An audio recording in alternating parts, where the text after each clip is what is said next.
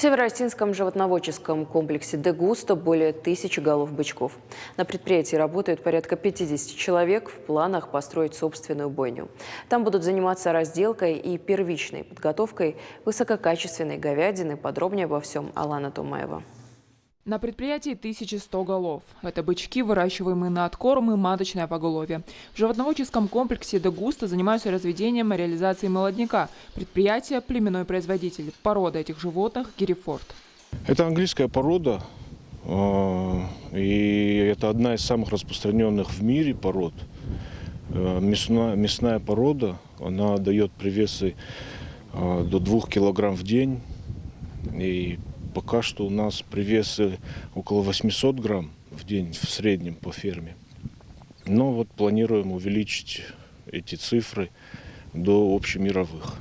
На предприятии постоянно работают порядка 50 человек, а в сезон привлекают дополнительных рабочих. А еще здесь запустили свой кормоцех. Здесь производят гранулированный корм. Он экологически чистый. Главная задача этого корма – добиться мраморности мяса.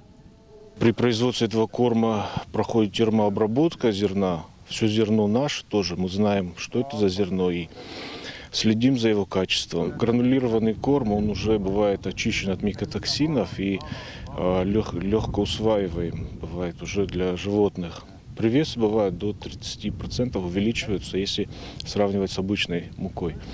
Вот. И мы надеемся, что у нас получится добиться такой мраморности мяса, всемирно почитаемой.